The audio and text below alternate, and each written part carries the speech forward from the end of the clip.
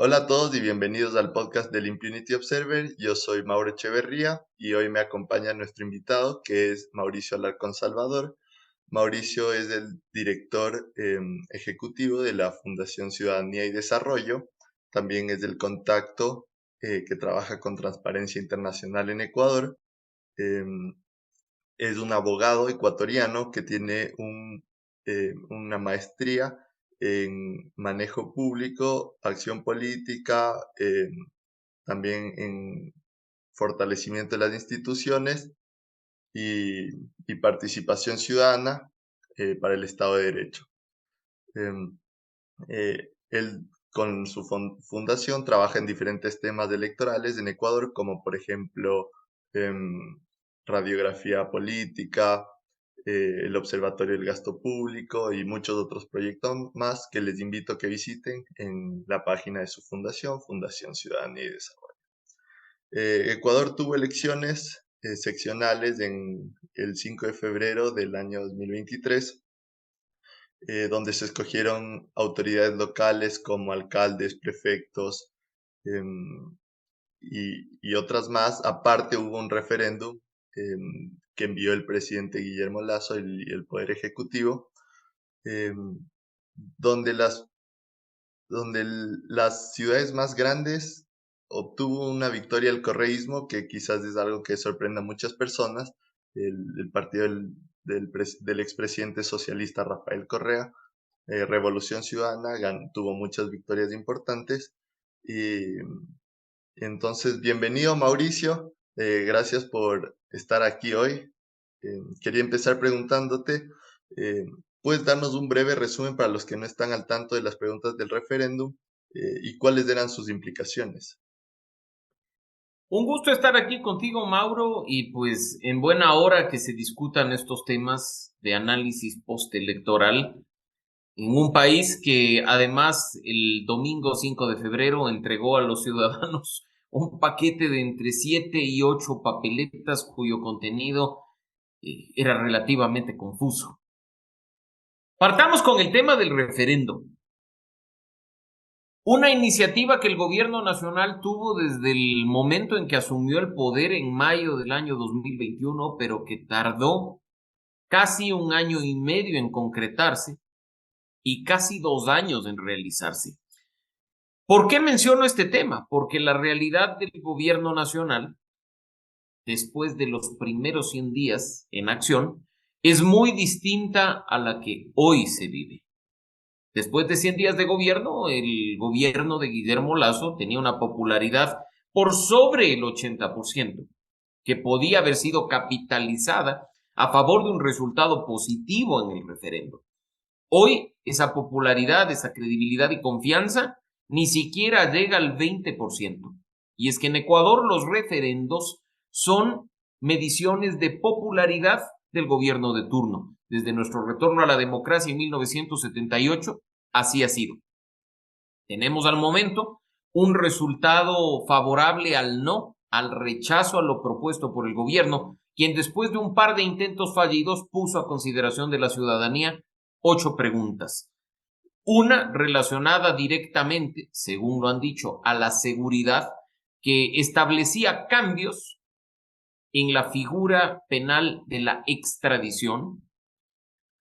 Varias preguntas, específicamente 5, vinculadas a las instituciones del Estado y a las organizaciones políticas.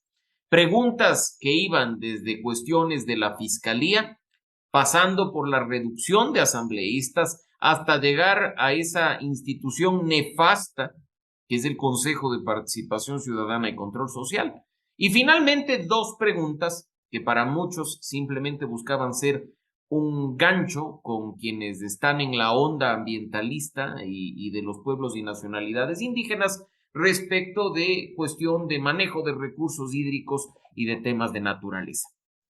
8 preguntas que en sí podían haber sido leídas de manera muy simple, pero cuyos anexos eran realmente textos enredados que incluso ni siquiera dentro del propio gobierno nacional se comprendía.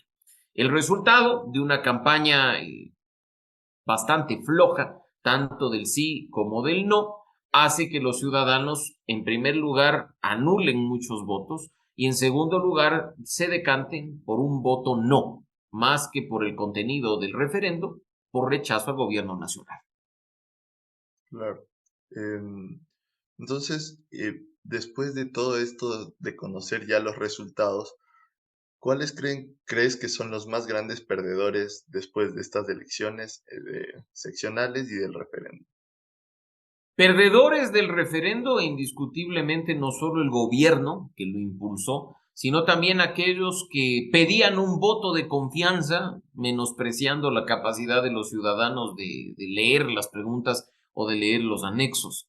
Incluso ha sido muy gracioso ver que personajes de la política que estaban aupando las teorías del gobierno hasta el domingo 5 de febrero o el lunes 6 ya estaban diciéndole al presidente que renuncie, porque así es la política de dinámica, pero ellos también son perdedores. Sí hay perdedores, aquellos que promovieron efectivamente el sí respecto de preguntas que, como digo, ni siquiera podían ser explicadas por sus actores protagónicos.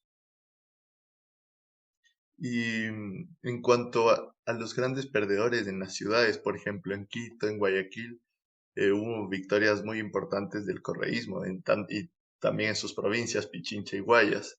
Entonces, ¿cómo ves la situación ahí? Como con seguridad tenemos audiencia internacional en este espacio, cabe decir que el domingo 5 de febrero no solo tuvimos este referendo, sino que teníamos más bien por regla general que elegir nuestras autoridades locales, alcaldes, prefectos, concejales. En un contexto bastante complejo de la mano de la presencia de grupos irregulares y de crimen organizado en varias provincias del país, lo que se evidenció con ataques violentos e incluso con acciones de muerte contra varios candidatos hasta el mismo día de las elecciones, algo que no se había visto en Ecuador a pesar de que siempre se había hablado de la presencia de la narcopolítica en algunas provincias, particularmente de la costa ecuatoriana. Dentro de ese contexto, nuevamente acudimos a un proceso electoral con dispersión de las fuerzas políticas, donde la vanidad de los candidatos se hizo más presente que nunca y donde se consolidó del otro lado una fuerza política correísta basada en su voto duro, un voto duro indiscutible que le da en promedio entre el 25 y el 30% en todas las provincias del país, a nivel nacional, pero de la mano de la dispersión de las otras fuerzas políticas, como en el caso de Quito, en el caso de Pichincha o en el caso de Azuay, es suficiente para acceder al poder. Mira que se elige alcalde de Quito con 25%, se elige prefecto de Azuay con el 20%. Son cifras que muchas veces nos hace preguntarnos si tiene la suficiente legitimidad para ejercer el cargo, pero ¿qué es el resultado del ganador? En el que puedes haber estado muy cerca de tu inmediato seguidor, pero un voto puede hacer la diferencia. Y esa unidad y consolidación del voto duro correísta le ha permitido resurgir con mucha fuerza a nivel nacional. Y más bien creo que entre ellos y el movimiento indígena Pachacutic se llevan indiscutiblemente la victoria o son los grandes ganadores de lo sucedido el pasado domingo 5 de febrero. Del otro lado, los grandes perdedores encabezados por el gobierno nacional y el movimiento de gobierno, el movimiento Creo, que en varias ciudades del país ni siquiera fue capaz de presentar candidatos, que en otras tantas ciudades y provincias del país presentó candidatos en alianzas contra natura, con aquellas organizaciones políticas con las que incluso había peleado hace muy pocas semanas, y que finalmente en ciudades grandes como Quito obtiene un voto indiscutiblemente de rechazo, pues con una buena candidata a la alcaldía no logra ni siquiera el 4% de los votos. Y el siguiente gran perdedor del proceso electoral es el Partido Social Cristiano,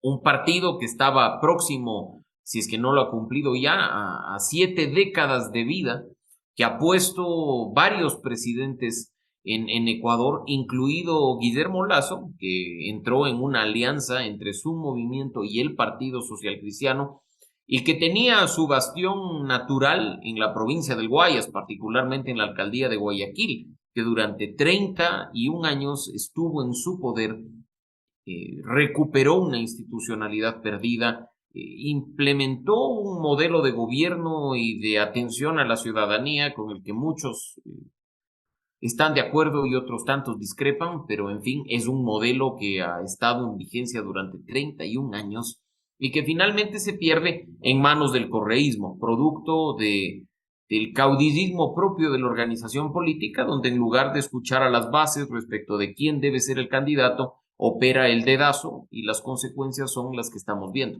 Un partido muy venido a menos, con muy pocos resultados, que por supuesto no va a desaparecer, pero que ha recibido un mensaje contundente. Y finalmente, Mauro, porque no quiero dejar de lado este tema, creo que hay un actor protagónico del proceso electoral, que no lo catalogaría ni de ganador ni de perdedor, sino del huésped incómodo al que hay que tomar en cuenta, y es el voto nulo. Un voto nulo que en algunos lugares ha superado el 30%, que en algunos lugares ha superado la votación de todos los candidatos, termina en primer lugar, y que visibiliza el rechazo de los ecuatorianos a la política como la hemos visto en este proceso. Ese actor incómodo que debe ser tenido en cuenta y que creo que debe ser analizado con respeto, definitivamente. Claro, a la final eso es igual una forma de expresarse en las elecciones y que ha tomado mucha fuerza.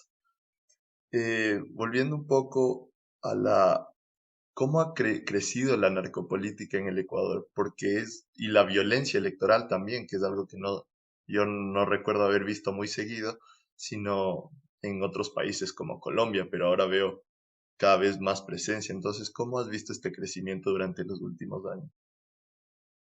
Ha sido un crecimiento exponencial, Mauro, porque no es un tema nuevo, insisto. Hace 4 o 5 elecciones presidenciales a inicios de este siglo, ya se hablaba de la presencia de crimen organizado, de guerrillas, de grupos irregulares influyendo en la política. En la elección presidencial del año 2002 ya se trataba este tema.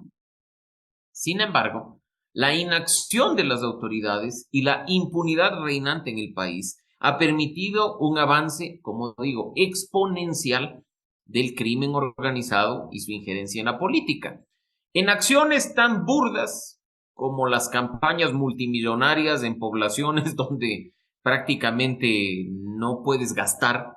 Hay que recordar a nuestra audiencia que hay un tope de gasto electoral establecido legalmente, que en algunos cantones del país es de apenas un par de miles de dólares o un par de decenas de miles de dólares, pero que viven cierres de campaña trayendo artistas internacionales cuyo solo honorario supera ampliamente esa cifra y nadie se explica quién pagó y cómo pagó, pero que si uno analiza la geografía de ese cantón, se va a dar cuenta que es estratégico para el aterrizaje y despegue de avionetas, por ejemplo. Esa presencia de la narcopolítica que además ha cobrado vidas, y lo decíamos hace un momento en el proceso electoral, que hasta el día previo a las elecciones terminó con la vida de un candidato en una población sensible del país, en la provincia de Manabí, donde se habla de una fuerte presencia de grupos irregulares. Es decir, en este caso, incluso se llegó a la denuncia, independientemente de su contenido, de 28 candidatos directamente relacionados con la narcopolítica, a vista y paciencia de las autoridades. Incluso se habla que muchos de estos candidatos denunciados han sido efectivamente electos y hoy ya tienen en definitiva una protección legal o una protección jurídica para no solo en condición de autoridades de hacer lo que les venga en gana, sino que otras autoridades o particularmente la justicia difícilmente pueda tocarlos. Y yéndonos un poco hacia los grandes ganadores, que mencionaste el correísmo como uno de ellos, em, ¿crees que esta victoria electoral y estas diferentes victorias electorales los acerquen más a un regreso al poder en 2025, que son elecciones presidenciales acá en Ecuador? Es indudable, Mauro, porque las elecciones seccionales son el mejor termómetro de lo que es el gobierno actual y de lo que será el siguiente gobierno. Se pinta el país de un color determinado y no nos olvidemos que además, una vez que alguien está en ejercicio del poder local, empieza a ser plataforma para quien después asistirá a las elecciones nacionales. Empieza a demostrar que su modelo de gobierno a nivel local es exitoso, funciona, empieza incluso a utilizar recursos públicos del gobierno local a su beneficio y al de su organización política para promocionar una imagen en específico. Estamos ni más ni menos que a puertas de las elecciones presidenciales. Uno cree que 2025 está distante, pero ya el próximo año, en un año, en febrero de 2024, empezaremos a ver los precandidatos. Y pocas semanas después, ya veremos formalmente a las candidaturas y a la precampaña. Esa elección de 2025 está a la vuelta de la esquina. Y lo que ha sucedido el pasado domingo 5 de febrero es una buena muestra de lo que Ecuador podría tener efectivamente en esas elecciones generales. Y como es usual en el Ecuador, hay mucha dispersión de candidatos y mucha dispersión de fuerzas políticas. ¿Cómo puede hacer tanto la derecha como el centro, como incluso una izquierda moderada, hacer para unirse y poder hacerle frente al correísmo en las siguientes elecciones? En muchos casos, Mauro, no se trata de unión, porque después te topas con uniones sin fundamento, como las de un candidato que se dice liberal, pero se postula por el Partido Socialista, y eso es algo incomprensible, que termina además justificándose diciendo que la organización política es un vehículo para acceder al poder y punto. En definitiva, que los está utilizando.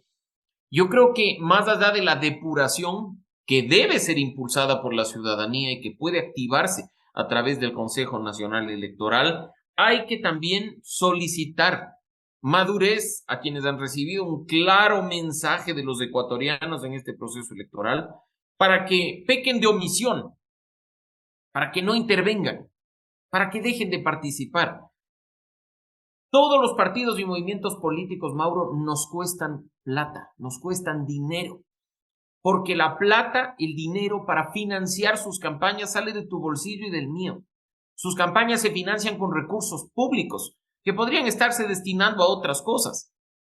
¿Para qué? Para que una persona obtenga 1,000, 2,000 votos y le estamos entregando decenas de miles de dólares para que esté presente en los medios de comunicación. Yo creo que lo que falta desde nuestro lado es hacer presión ciudadana, presión social, para que las organizaciones políticas sepan que no les vamos a dejar hacer lo que les venga en gana y les vamos a combinar a dar un paso al costado si es que las instituciones y las leyes efectivamente no funcionan. Claro, y para los que la audiencia que no conoce, ¿podrías explicar un poco cómo se financian los partidos acá en Ecuador? Y es un gran tema para que comprendamos bien por qué tenemos más de 270 organizaciones políticas. En nuestro país hay una prohibición constitucional para los candidatos de promocionarse en medios de comunicación. Ejemplo práctico, si Mauro decide ser asambleísta en el año 2025, no puede hacer una campaña de fundraising para que quienes le queremos le demos dinero y con ese dinero él pueda aparecer en televisión, en radio, en los periódicos o contrate vallas. Le corresponde al Estado, con nuestro dinero, con recursos públicos, financiarle a Mauro sus apariciones en televisión, en radio, en el periódico y en las vallas. Dinero que sale de nuestro bolsillo, para que Mauro se presente y diga lo que en definitiva quiera decir, y que después únicamente lo vote su mamá y obtenga un voto a costa de decenas de miles de dólares que salen de nuestro bolsillo. Pero además, digamos que Mauro es una persona exitosa y triunfa en la elección. No le vota solo la mamá, sino que le vota la ciudad entera. Y Mauro y su organización política terminan siendo elegidos para asambleístas. Y así como Mauro, hay muchos otros más a nivel nacional. Existe un fondo específico de recursos públicos que salen de nuestro bolsillo para que financiemos la organización política de Mauro y que le demos cientos de miles de dólares y en algunos casos millones de dólares para que la organización política pueda existir y sostenerse. Claro, no es únicamente el dinero público el que financia la política. Mauro también puede hacer fundraising con sus amigos, pero no para publicitarse, sino para lo que significa recorrer las calles o imprimir afiches o incluso tener un equipo que le asesore.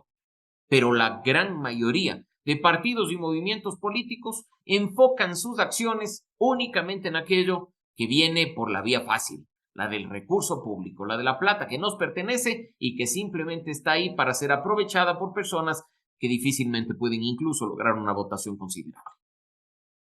Ujú.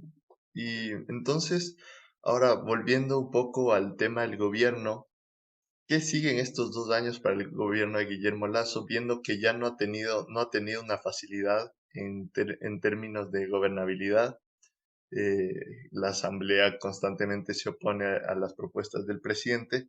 Entonces, ¿cómo ves del futuro para el gobierno? Los actores políticos, Mauro, ganan y pierden. Es parte del juego político. Hay perdedores que con madurez asumen el resultado, analizan por qué se produjo y corrigen lo que están haciendo para mejorar no solo su situación personal, sino el rumbo, en este caso, de una administración pública. Lamentablemente, yo creo que el gobierno de Guillermo Lasso no tiene la madurez suficiente para asimilar la derrota, comprender sus causas reales y hacer una autocrítica que permite enderezar el rumbo del gobierno durante los próximos 2 años y 3 meses que aún le quedan. Hay cuestiones que deberían corregirse, pero que parece ser van a seguir presentes. Mira que incluso el sentido común, después de la derrota en el referendo, nos hacía pensar que se produciría una crisis de gabinete y que el presidente iba a pedir la salida de sus ministros, cambio de sus ministros, y esto hasta el día de hoy no se ha producido, porque al interior probablemente creen que ellos lo han hecho bien y lo siguen haciendo bien y que los tontos estamos del otro lado, cuando la realidad es precisamente la contraria. Un gobierno que no sabe escuchar a la ciudadanía, un gobierno que no sabe además incluir a la ciudadanía en los procesos de toma de decisiones, está destinado al fracaso, independientemente de su ideología. Mira que no puedes tú imponer tus ideas cuando estás en el poder respecto del resto de ciudadanos. Debemos tener la madurez de respetar la forma de pensar de otros, al individuo propiamente dicho como corresponde, pero escucharle, prestar atención, porque la dinámica de quienes están en el poder se convierte muchas veces en una burbuja que no comprende lo que sucede fuera, que no comprende que las necesidades de otras personas están no quizá en las mismas que nosotros vemos desde nuestra óptica.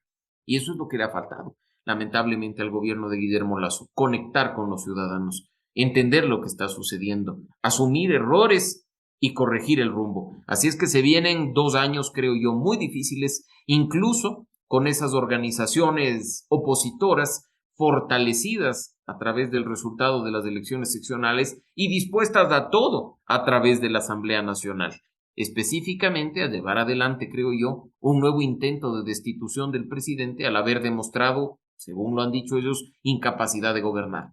Veamos qué pasa, ojalá la institucionalidad se respete, ojalá no haya inestabilidad democrática, pero lo cierto es que si el gobierno no acepta sus errores y no cambia su rumbo, los ciudadanos estamos expuestos a cualquier cosa.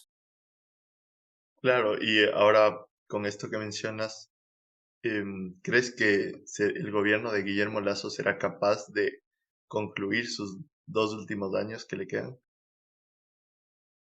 Personalmente, espero que concluya el mandato porque independientemente de que me guste o no me guste, eh, la Constitución está vigente y forma parte de un Estado de Derecho que dice que el mandato de un presidente dura 4 años y empieza en mayo de un año X y termina en mayo de otro año X. Así es que al gobierno de Guillermo Lasso constitucionalmente le restan 2 años y 3 meses.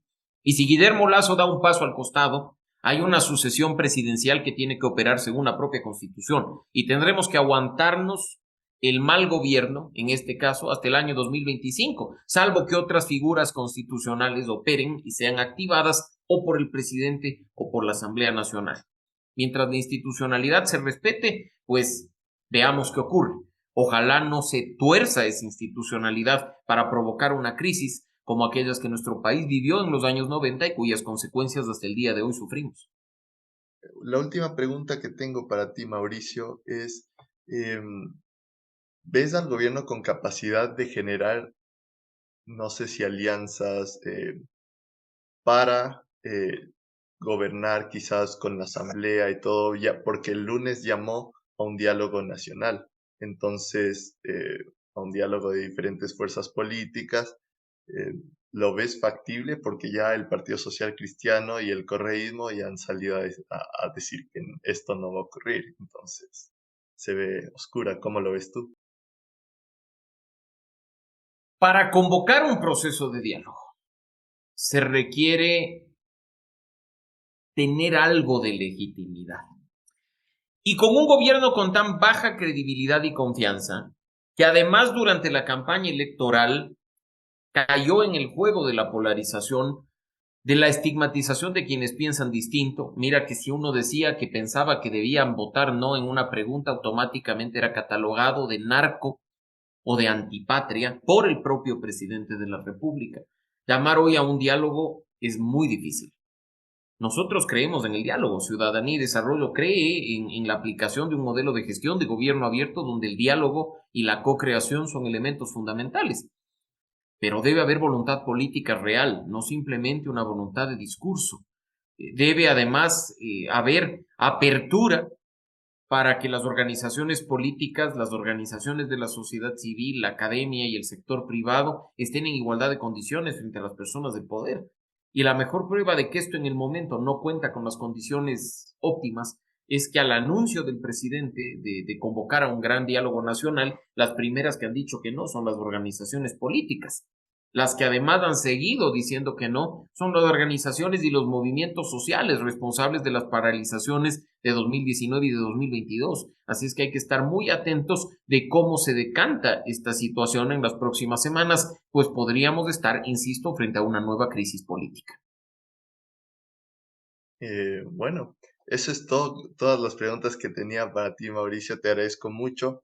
Quiero agradecerles a todos los que están viendo este episodio del Impunity Observer Podcast, que sigan a Mauricio en sus redes, que sigan a Fundación Ciudadanía y Desarrollo. Y no se olviden de suscribirse, de seguirnos en Twitter y en todas las redes, Facebook y otras, al Impunity Observer. Eso, y muchas gracias a todos.